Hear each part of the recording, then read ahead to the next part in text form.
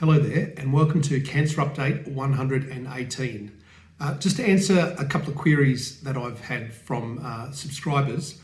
Yes, I have moved to Caroline's house. I moved there in between Cancer Updates 107 and 108 and it was just more convenient to do that. The other thing is this weird thing here, that is actually the front lip of a hat, because as you can see Caroline puts her hats on her bookshelf. So that's what happened there. Now, I think last time we spoke, my appointments were on the 9th with VAD, on the 11th for the PET scan, and on the 14th for the oncologist. The VAD on the 9th has been moved to May 30, and the other two appointments do stand. So I will be having my PET scan this Saturday, the 11th of May, and I will be seeing the oncologist on the 14th of May, and I'll then be seeing the VAD person on the 30th. Obviously, no guarantees that the VAD thing is going to happen. It is just that I'm going to have a chat with them, or at least I have an appointment at the moment to have a chat with them, just to see, whether that is something that might make sense for it to occur or not. But I'm not committed to it in any way. Right, so I thought what I'd do today is do some happy things because, I've got enough reasons in my life to be unhappy at the moment. I thought it'd be nice to reminisce about some good things that I've had. And first thing, I'll mention my shirt here. I've got Yoda as a DJ. I've always loved Yoda, and although his grammar is at times not perfect, and I've got this shirt. I bought it at the same time as the Darth Vader playing the bass guitar. So what I've got is a letter that I sent to my mum and dad in 1995 when I was working for World Geoscience Corporation doing airborne geophysics.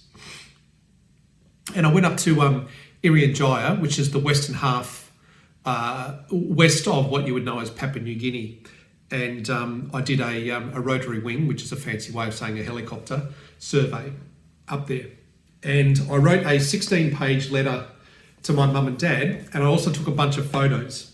So what I'm going to do is read the letter out for you, and then I'm going to go through the photos with you. And this came about basically because I was doing a bit of Swedish death cleaning, and I came across some old letters, and I started reading it, and I found myself reminiscing that 1995 was probably the best year of my life. So, now seems like a good time to celebrate the best year of my life. So here we go. So I'll probably whack myself over to the side and I'll put the letter up for you to read it. So this is page 1. Dear guys, well, here I am safe in Irian Jaya. The last few days have been quite extraordinary, as you will see. Day 1, Saturday the 29th of July, 1995. At home in Perth.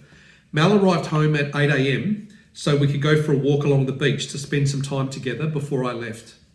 The rain was heavy and the winds were high. The seas off Waterman looked spectacular.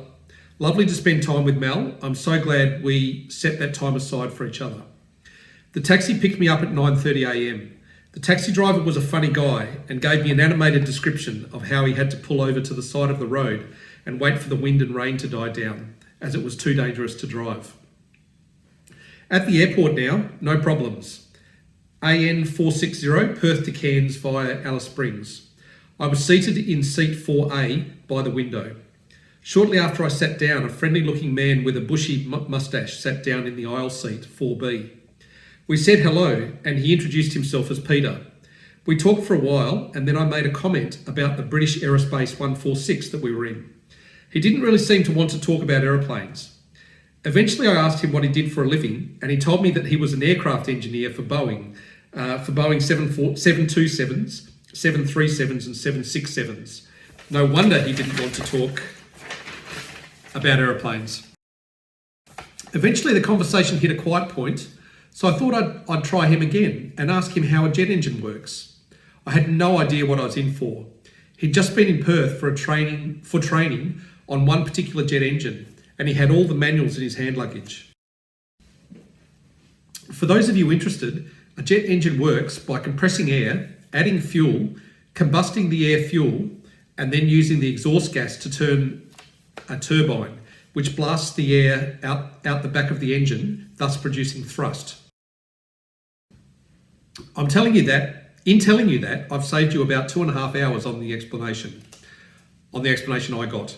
That's not to say I'm not interested by fuel control units, compression ratios, reduction gears, planetary gears, exhaust gas temperatures and stators. No, not at all. But the explanation did seem somewhat excessive at the time. Still, in his favour, I've remembered almost all of the systems that he explained to me, so perhaps a thorough grounding is not such a bad thing.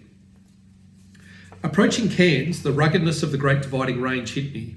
Mountains and valleys, rivers and trees, gorgeous. Cairns, humid. So different to the wet, cold, windy Perth that I've just left. Gathering my luggage, I had one of the most embarrassing moments of my life. I was next to an attractive woman in her early 20s with a bulging belly. In a friendly voice, I introduced myself and asked her how many months pregnant she was. She turned to me, jaw agape, and said, "Pregnant? You think I look pregnant?" She turned away and never spoke to me again, despite us catching a hotel bus together shortly afterwards. I swear she looked 6 months pregnant to me. The Perth office had booked me into the all-season Sunshine Towers. Good rooms, but the restaurant was fairly average. So Friday night in Cairns, no choice really but to go out and drink. On the way to the first club, I met up with 4 backpackers. 1 Canadian, 1 American, 1 Dane and 1 Pom. Always 1 Pom. I forgot all of their names except for the American Ron. He reminded me of Ron Howard, Richie from Happy Days. The first bar that we went to was called The End of the World. Luckily, it was marginally better than its name might suggest, and what's more, jugs were $5. Trust the backpackers to find the cheap drinks. Several jugs later, I moved on to the $2 bourbons. Rod and I hit a chord and decided to check out some other bars. We ended up at Jono's Blues Bar. The bouncer asked to see our stamp, so we confidently flashed our stamp from the other bar and walked in. Thank God for dumb bouncers. Great bar, great band. Great amounts of alcohol may have altered our perceptions. I can only remember a couple of songs that they played. Copperhead Road by Steve Earle and LaGrange by ZZ Top. Still, from those 2 songs, you can work out what the band was like and also how much a drunk Australian and a drunk American enjoyed themselves. We met 2 other backpackers there, Annika from Sweden and Marianne from Holland. We danced for hours and laughed and sang. Well, I sang, they laughed. I found out that Annika liked tequila and mentioned that I liked it too. Big mistake. I looked away, and when I turned back, there was 2 shots of tequila, 2 lemon wedges, and 2 little bowls of salt. Evil, naughty Annika. We threw the shots back to the applause of Marianne and Ron, and I ordered another round. Luckily, what with Annika being a backpacker, we decided to stop the tequilas after that, as it was a little too expensive. All too soon, the band finished, and Annika and Marianne left to get some sleep. It was 2 a.m. after all, but Ron and I had steam left aplenty. So after the obligatory lamb kebab, we returned to the end of the world. Refreshed and gastronomically satiated, we returned with a new vengeance for bourbon. Excellent, drunk, fed and happy. There's really only one thing I want to do, dance. Ron turned out to be quite a mover and shaker.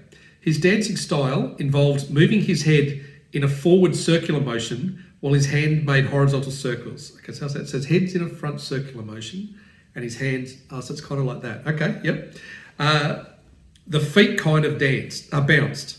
He reminded me of a guy who was washing a big plate in front of him while following the action with his head. Yeah. The floor must have been hot, so he was hopping from foot to foot. God knows what my dancing style looked like to him. We were just about to dance with 2 girls that we'd spied when they left the club. Shame, we thought. They were both attractive and very good dancers. Finally, feeling tired, we decided to leave. Outside, we saw our 2 dancing queens having a milkshake next door. One of them was wearing Adidas shoes, black with 3 white stripes, but a huge 3-inch sole beneath. I made some comment about kicking a soccer ball with those babies on, and a conversation erupted. Kylie, the well-heeled soccer player, was from Melbourne. She'd come up to visit her boyfriend, but had since dumped him and stayed on in Cairns. Lucy was from England, always one, and was in Cairns on holidays. Before too long, Lucy announced that she was going to a nearby phone to ring her father back in the UK. Ron, seeing his opportunity, sprang to her side, announcing that he would accompany her for the walk. Kylie and I talked for a while, but she was tired and before too long went home. I tried to find Ron and Lucy for some time, and just as I thought that they must have adjourned elsewhere, I found Lucy. She was alone. Ron had gone home. Lucy's dad was fine. We chatted and traded jokes. Her best joke was, question, what's red and stands in a corner? Answer, a naughty fire engine. Lucy turned out to be extremely intelligent and witty on top of her other qualities. The conversation never looked like waning. I even told her the wide-mouthed frog joke, which I think you've heard. It's in one of my prior cancer updates. While enjoying a late-night hot chocolate, the sun emerged over the ocean, making the mud glisten. It was 7 a.m. We had completely lost track of time. Parting was such sweet sorrow. I couldn't bear to walk away from her, so I jogged, then skipped, then ran. I got back to the Sunshine Tower at 7:30 a.m. Helen was on reception and I asked her for an 11:20 a.m. wake-up call. She looked at me in disbelief. You mean you've just got in? Pleased that I didn't look as dishevelled as I felt, I said yes and retired to my room. Room 314. Peace, quiet, sleep. Ring! Day 2, Sunday 30th of July 1995. I looked at the clock, 9:30 a.m. I'd been asleep not quite 2 hours. Hello, I croaked. It was my boss, Grant. He wanted me to chase up a hard disk drive that was meant to have arrived in Irian Jaya, but couldn't be located. I talked to Lindsay Sneed of Freeport about the consignment. Between us, we concluded that the disk drive was not at Freeport Cairns. Grant seemed happy with that. Cairns Airport, 12 noon. The Freeport counter already had people lining up, even though the counter didn't open up until 12:30. Curious, I thought. I joined the end of the queue and asked the Singaporean in front of me what the story was. His name was Jerry. He worked in the Geophysical Information Systems section of Freeport. The story with lining up so early was that customs takes so long at the Indonesian end that everyone tries to get a front seat so that they can be first off. I checked in and went to the departure lounge. I went to the duty-free shop and bought a 750ml of red Real McCoy bourbon and a 36 exposure 200 ASA roll of slide film. Before I left Perth, Mel and I had talked about how cool it would be to have a slide night, and I figured that this was the perfect opportunity. I think that the flight over was uneventful. The 737 was not full, and I slept in seats 5D, 5E, and 5F. It occurred to me how large Freeport must be as a company to charter a whole 737s. The approach into Timika was interesting. Well, it's Timika or Tamika. I've heard it said both ways. On our final approach, I could see swamp and mud occasionally through the fog. Then finally a few roads, then a fence, then just as we were at about 10 feet, the beginnings of a runway. As the plane came to a halt at its parking bay, it was like a shot going off. Everyone grabbing their hand luggage, jumping up and squeezing as far forward as possible. I was prepared, luckily, and gave my hip and shoulder with the best of them. Customs in Timika was quite thorough. Every bag got searched and everyone was asked questions. There were no exceptions. Straight away, I could see two different classes of workers at the airport. All the officials were Indonesian looking, whilst all the porters, cleaners and dogs' bodies were what I would describe as Papuan. They are in fact referred to as Irianese. The history of Irian Jaya is that it used to belong to the Dutch, who named it Netherlands New Guinea, although it was the Portuguese who first discovered it. The Portuguese named it Isla dos Papuas, which means Island of the Fuzzy Hairs. The Dutch retained possession until 1962, when Indonesian President Sukarno convinced the Dutch government to hand it over to Indonesia. The Papuan Irianese were not very happy about this, so there has always been a large and public military presence here to keep the locals at bay. Thus, the Indonesians are the security guards and the Irianese are the porters. I feel very sad for the Irianese. Their country has been invaded. In 1969, Sukarno changed the name from Netherlands New Guinea to Irian Jaya, which means victorious hot land rising from the sea. It was populated mainly from Java, which was very overpopulated at the time. After customs, I spied a tall Western man with a World Geoscience cap. We introduced ourselves. It was Simon Irwin from the Jakarta office. He was at the airport on his way back to Jakarta. He organised a taxi for me and then had to leave. At Timika Base Camp, Timika, I can't remember, I met Gary O'Connor. He's the chief geologist and quite a character. When an Australian and a Kiwi meet over beers, there's always a healthy amount of trans-Tasman rivalry. This was no exception. We ribbed each other relentlessly, and as the real McCoy bourbon came out of my backpack to the sound of Kiwi cheers, ensued a good night. Day 3, Monday the 31st of July, 1995, 5 a.m, Timika. Morning fog, cold. After breakfast and packing, a driver took me back to the airport. At the airport, I boarded a bright yellow twin otter with Skyfast emblazoned on the side. Twin otters are famous for their short takeoffs and landings.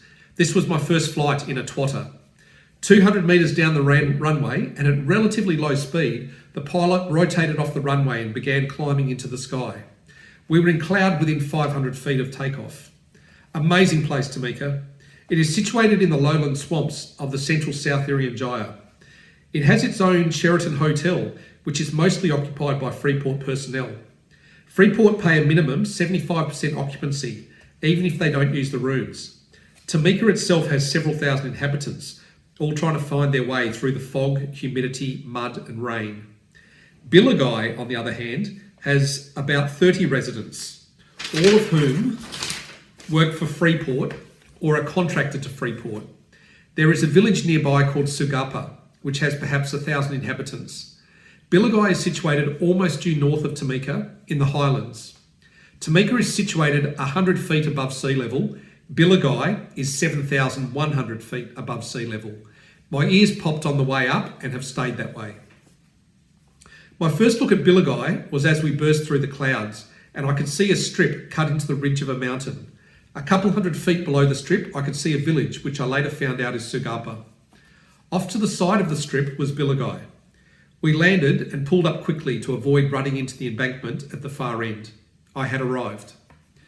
I disembarked and moved off the runway to where I could see Aaron Molyneux, whom I knew I was here to replace, and another unknown world geo person.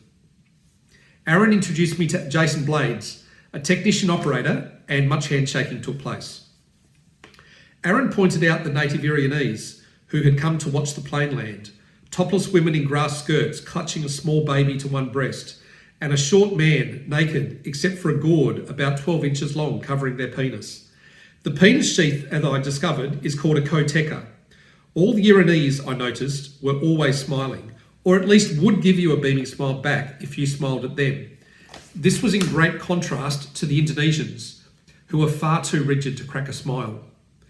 Aaron introduced me to some people around camp and I was assigned a room. My roommate is Steve Humphreys, the aircraft engineer assigned to Papa Kilo Oscar Charlie Delta, the Bell 206 Jet Ranger assigned to World Geoscience Corp for the HeliMag survey. Beautiful, sleek helicopter with a stinger protruding 10 foot out the front with a cesium vapor magnetometer at the end. The pilot's name is Joko, pronounced Joko. Joko, okay, there we go. He's an Indonesian pilot whom we're told is close to 40 years old, but he looks 30. His eldest child is 21. He doesn't smile, so he does smile, so it is possible, and even seems to have an advanced sense of humour. Truly a rare Indonesian. That leaves Daryl Kramer, who'd been out flying when I arrived. We have some friends in common in Perth, so we had a fair bit to talk about. Friendly guy, good bloke. Aaron spent the afternoon and evening with me explaining the state of play. Nothing too serious, just another job changeover really. Unfortunately, only one of the two computers is working due to the missing hard disk drive, so everything has to be done on one computer. We processed that day's data and then I slept. Day 4, Tuesday 1st of August 1995. Aaron caught the twin otter back to Timika as his first step back to Australia. With Aaron gone, the operation became my responsibility. I must admit a twinge of nervousness as I watched Aaron leave. Daryl was out flying, so that left Jason and I in camp with nothing to do. I asked Jason whether he would like to go to Sugapa, to which he agreed. We packed apples and cans of Coke into our backpacks, along with our cameras, and headed off. It was a warm day. The sky was clear. Here anyway, clouding can be very localised in the Highlands, and we felt good. I hadn't realised how puffed out you get at 7,000 feet above mean sea level. To walk a couple of 100 metres, you had us panting like dogs. Still, we took it easy and progressed down the hill to Sugapa. Jason mentioned to me how the locals love the bright pink flagging tape that we used around camp to make guy wires for the helicopters, and that he had a roll in his bag. As we came down the final slope into the village, around 24 small children saw us and started running towards us excitedly. I thought that it would make a fantastic photo, so as the children started milling around us, I mentioned to Jason that I was going to get my camera out and take a photo. The kids have heard the word photo and have gone berserk. They love having their picture taken. In the end, we were taking the photos more for the kids than for ourselves. For a laugh, I've gone into Jason's bag and pulled out the flagging tape and started tearing off 10-inch lengths. The kids have gone batshit. Everybody wants a piece. I thought that I'd handed out about 40 pieces to these 20-odd kids, and yet not all of them had a piece. Eventually I realised that they were grabbing the flagging tape in one hand and then hiding it in the other. So we all headed towards the market as one big happy family. Most of the kids wanted to hold Jason's and my hand. We thought the whole scene was hilarious. There were some older men off to the side, dressed only in kotekas, smiling and nodding at us in approval. I felt like the Messiah. The kids could only follow us as far as the end of the field. They were on lunch break from school, I think. The missionaries have had a large impact on up here. Walking down into the markets, both Jason and I felt nervous. Most people we passed were saying things to us that we didn't understand. Eventually we caught a common phrase, a makane, pronounced a makane. There are 360 different dialects of Irianese, and in Sugapa Irianese, a makane means hello, goodbye, thank you. A very versatile word. We started saying a makane back to the locals and their eyes lit up. Ah, a makane! Sorry. It seems the Indonesians are too stuck up to speak the language of the commoners. Sorry. Oh, it's just the memories. To speak the language of the commoners, and so our simple use of one local word brought great joy.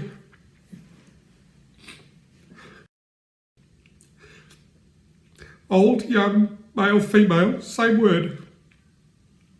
The little kids were hilarious. We would say a makane to them, and they would look at us, look at the ground, whisper a makane back, and then hide behind their mother's legs smiling. They are so cool. I love the Irianese. We said a makane to 1,000 people that day. We had a lot of friends. I bought some sugar cane at the markets for 800 rupiah, which is about 50 cents. Once you peel the hard outer bark off, the inner flesh is fibrous, but very sweet. You chew the pulp and then spit out the fibre. Yum. I also bought a bead necklace off a 10-year-old boy near the markets on the street. He wanted 200 rupiah, but I gave him 1,000 rupiah. I wanted to take a photo with him, but by the time I turned around, he'd run off yelling excitedly, presumably about his newly made wealth. Wherever we walked, people would follow us. It was very friendly. We noticed that a lot of men were walking around the village holding hands. We found out later that this is a sign of friendship and nothing more. I was a little concerned about my backpack. After all, I had my camera and about 45,000 rupees in it, which is the equivalent of a lifetime salary. At no point did anyone even look like they might try and steal it. I found out later that the bush Irianese, but not necessarily the city Irianese, can be trusted with anything. They are the salt of the earth, completely trustworthy by nature in the first place. They have grown up with the Christian missionaries who have re-emphasised the importance of honesty. Truly good people. We headed back to Bilagai, still with 6 Irianese boys following us. We scrambled through our backpacks and found 3 apples. We gave them to the boys, demonstrating in sign language that they must share. On cue, the 3 boys with the apples held the apples in both hands and twisted them completely and perfectly dissecting the apples. I've seen it done before, but I was still amazed. I don't know whether you've ever seen it, but you can grab an apple, I think it's with your thumbs like that, and you can halve it. I've never done it, but I have seen it done, and these kids obviously did know how to do it. As we got closer to Billigai, all but one of the boys had dropped out. The one remaining boy directed us through the jungle up the hill. Once he'd gotten us back to the familiar airstrip, we gave him a can of Coke and thanked him. Again, another excited Irianese boy running away. Day 5, Wednesday, 2nd of August 1995. This day was largely spent writing this letter, which has cascaded into Day 6, Thursday, 3rd of August 1995, which is where you now find me. Today, I went up in the NUH helicopter, so November Uniform Hotel. That might be the Bell 205. Sorry, there we go. They have a Bell 205 with a cargo hook. It does a lot of sling work, which involves carrying various gear in a huge net under the chopper. It's quite a sight to see, and I've taken many photos. Our chopper, the Bell 206, goes down to Tamika tomorrow for its 100 hourly. We'll follow it down on the Twin Otter so that we can get a Friday night in civilization. I hope that you've enjoyed the read. Hope to see you all soon. A Makane Paul. So that's the letter I wrote to my parents back in July and August 1995. And yeah, it's really good to reflect on some nice times that I had back then. And I did take some photos. So I'll now pop these photos up for you and I'll talk you through them. This first photo that you're looking at here is the Bell 206 with the stinger underneath it. So you can see it's Papa Kilo, Oscar Charlie Delta. The guy at the front in the maroon shirt is Aaron Molyneux, and the guy in the blue just to the right of that is Jason Blades. Yeah, and I actually spoke to Jason yesterday. He now runs a electronics repair business for medical imaging, or medical products, as it turns out. So that's at Billigai, so that's 2,100 feet. So going to the next photo, this is in Billigai. So you've got Aaron on the left, me in the middle, and that's Daryl Kramer on the right. And as you can see, the Irianese guys there. So they all have their machetes. They are always with their machetes, and they always have their smile. As long as you're nice to them, they're really, really nice to you. They're salt of the earth people. They're absolutely lovely. In the next photo, these are the little kids from the school. And you can see that one in the middle there is they've got a piece of pink flagging tape. And there was just a lot of love, a lot of laughter there. It was good fun. Next photo, you can see the adult men with the Kotekas, and me, and you can see Jason Blades is there as well.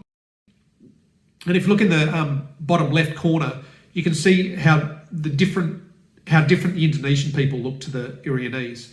They have a very different look to them. The next photo is definitely of the flagging tape. So there's that pink flagging tape, and you can see how happy the kids are. And I love this kid towards the sort of centre right of the photo. He's got a little koteka on, but he doesn't have the thing in the koteka that, it was just hung off to the side of his genitals, basically, because that's where a koteka should be, but it just didn't all fit in. So I just thought it was hilarious. The next photo is the Bell 206 after takeoff. So basically that's what a survey helicopter looks like. So that big stinger has a magnetometer in the end of it, and basically a magnetometer is a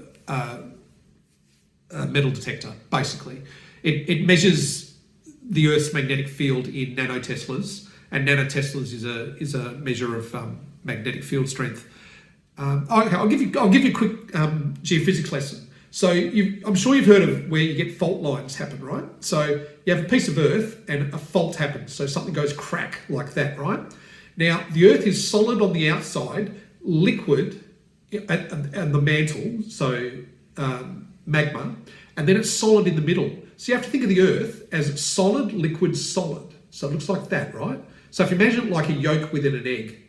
Now, it's almost impossible, not quite impossible, but almost impossible to magnetize liquids. But it's very easy to magnetize magnetic solids. So when you get a crack in the Earth's surface and magma, which is basically lava, pushes up through that fault line under huge pressure, it cools down and it turns from liquid lava or liquid magma into solid rock, igneous rock. Now, if there are magnetic properties in that new rock, so for example, if there's iron ore in there, the Earth's magnetic field will now magnetise it, okay? So when it was a liquid, it wasn't being particularly magnetised. Now that it's a solid, it is magnetised. So if you fly over that fault line, you'll go, oh, beep, there's something there, and you fly over it the other way, beep, go 200 metres over, beep, there it is, go 200 metres, beep, there it is. And what you do, by flying a grid line over a survey area, you can effectively mark out the fault lines by how they've changed the magnetics, okay? That's very, very simply put. It's way more complex than that when you get into salt domes and, what's the other one called? I forget the name of them. But basically that's the way airborne mag or magnetic geophysics works, okay? You're measuring changes in the Earth's magnetic field. Okay, the next photo is one of the dumbest things I ever did in my life. What you're looking at there is me potentially about 5 seconds away from death. I was obviously just being young and, you know, doing the thing that a lot of 25-year-olds do, which is thinking that I'm invincible, and wouldn't it be hilarious to hang off the bottom of a helicopter and take a photo. I only found out after the pilot put me back on the helipad and landed and stopped swearing at me that I found out how I almost killed him and me. You'll notice that the stinger is on the right-hand skid, okay? You'll also notice that I am hanging on the right-hand skid. What had happened was, as he took off and I was hanging on, the aircraft started to drift to the right. So the pilot has whacked the control joystick to the left, and he found he was ever so slightly still moving to the right. And as you can see, there's a bunch of trees there. So we were not that far away from crashing sideways into the trees. What he then did was grab the trim control, which is this last little bit that you have. It's actually there to, you set it up as a counter to things like headwinds. He then used the trim control and whacked that all the way to the left, and he found he ever so slightly was able to just gradually move to the left. If it had been if I had weighed another 5 or 10 kilos, we would have both died. We would have crashed into those trees and died. I absolutely almost killed us that day. So as it happens, I'm there, mouth open as if it's the most exciting thing in the world. I found out a minute or so after that I almost caused him and me to die. And yeah, that's the thing about 25-year-old boys. I'm sure there's people watching this that either were a 25-year-old boy or are a parent to a 25-year-old boy, and you'll know that they do sometimes make crazy decisions where they haven't evaluated risk correctly. That is a moment in my life where I didn't evaluate risk correctly. I'm very lucky to have the photo to show you. The next photo is the Bell 205. So this, judging by that letter, I think this must be the 2nd of August, this photo. What they did was, the geologists wanted to go and do what's, there'll be a geologist watching this that'll tell me, I think it's called, is it called spot picking or something like that? Effectively what we did was we flew the chopper through any riverways that we could find, landing wherever we could, grab bags, that's right. Landing the chopper wherever we could, because most places in Irian Jaya, you just cannot land a helicopter. So we would just fly around, generally following the rivers, and when we found somewhere to land, we would land. The geologists would jump out with their grab bags, grab a few interesting looking rocks, put them back in the chopper, we'd get in and we'd take off and we'd go somewhere else. And what an opportunity it was for me to just say, hey, my plane's on 100 hourly, I can't work today, can I come and hang out with you guys in the Bell 205? And they said, yeah, sure. So we flew around. You can see the Indonesian guy at the back there, he was our minder. And then the Irianese people were whoever was in the village that we landed at. Looking at the next photo, you can see that sometimes it would just be an island in the middle of the stream would be what we would land on. We would just land on whatever we could. And most of the pilots were ex-Vietnam War, and a Bell 205, someone please correct me in the comments if I got this wrong. I think the Bell 205 is based on the Iroquois that they used in the Vietnam War. So the Vietnam pilots didn't have to adjust very much at all to be able to fly a Bell 205. And I can tell you, their piloting, the pilot skills that guy showed that day were just insanely good. Like he was pulling us in and out of really steep ravines like you wouldn't believe, you know, and looping himself up to gain altitude without moving very much sideways. It was just fantastic, the skills that guy showed. The next photo here, which is the Bell 205, oh, there you go, it's the 31st of August, 1995. I actually remember this because I was really scared that the Irianese were going to injure themselves on the rotor. What you can't see is to the left of that photo, there was an embankment where the river ended. And I was worried that as they got to the top of the embankment, that the rotor might be at head height. I also have some rocks in my garden that are that would be within this photo. Basically, there are ammonites. This piece of geology here was Jurassic or Triassic, I think it was. It's whatever the one where you get lots of ammonites in, which is basically fossilised sea snails. And I got maybe half a dozen of them that were given to me by the Irianese in this picture that I took back to Australia, and they're now in my garden at my house in Ardros. So yeah, I do remember this. I do remember this photo really, really well, and I remember it fondly, just with that I was so scared they were going to hurt themselves on the rotors. And the next photo, which is actually the last one that I'm going to be showing you today, is just to show you what it looks like when you're socked in. So socked in is a term meaning extreme cloud coverage where you can't fly. So if you look just to where my left hand is, I'm actually, I've got the Bell 206 in the background there, and you know, we're at 7,100 feet. So we're at the height of the clouds. So for the clouds to wander through the village, it was just normal because we were at the correct height for clouds to be at. And yeah, and that was that. So that's what it was like to be socked in Irian Jaya. So there you go. So that's a trip down memory lane for me. It's working for World Geoscience was the best job I had in my life. It gave me it had so many things that I look for in a job. As in, it had travel, it required skill, and the skill was both left and right brained. You needed to be good with people, but you needed to be good with science, and I really enjoyed that. The money was quite good. Having someone else paying for my airfares and allowing me to travel with someone else paying it was definitely the best thing. You know, I absolutely loved that. And working with good people. So there was a lot to recommend working for Aerodata that then became World Geoscience had going for it. On the offside, so I did eventually resign that job, so I might as well talk you through that. The downside of working for that company at that time was twofold. One was about every 18 months, an aircraft would crash and 2 people would die. And that generally they were 2 people that I knew.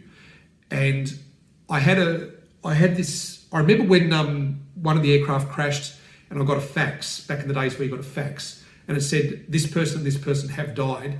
And that night I had a premonition that if I didn't leave the company, that my name was going to appear on a fax, just like that.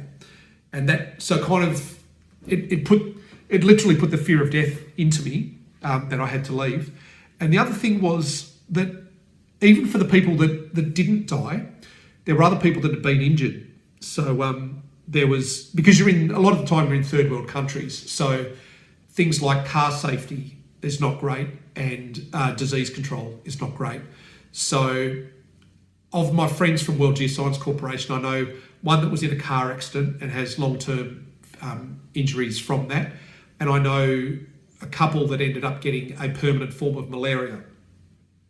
So on the basis that people were dying, people were getting maimed and injured, I had to weigh that up against the fact that everything else about the job was so fantastic.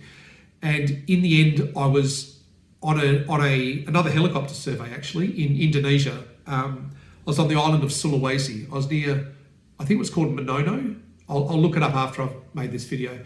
And I got extreme diarrhea, basically. And I was flown back to Jakarta and then eventually flown back to Perth. I was unable to function as a human being. I was that sick. Luckily, it was nothing permanent, and I recovered. But in my recovery, I wrote out my resignation and I handed it in. And look, I'll never know what would have happened if I had have stayed. There were more fatalities after I left, so I may well have died, or I may have had more good experiences. It was it was a wild job, and it was. I mean, maybe it suited me at the time, kind of thing, because I was willing to take those kind of risks then. They're not the kind of risks I'd be was prepared to take later in life. Funnily enough, I'm just thinking about it now. I probably would, but only because now I'm in a bad way anyway. So I've got less to lose now. But let's not talk about that. So anyway, that's a trip down memory lane for me from 1995. 1995 was my best year of my life. So I started 1995 as a 24-year-old, ended as a 25-year-old, and I did lots of overseas work in Papua New Guinea, Indonesia, Solomon Islands, travelled around Australia as well. It was just a great year. So I hope you've enjoyed it. If you enjoyed it, please click the like. My next video will probably be something to do with my PET scan on the 11th. So I hope you enjoy that. Okay, see you later. Bye.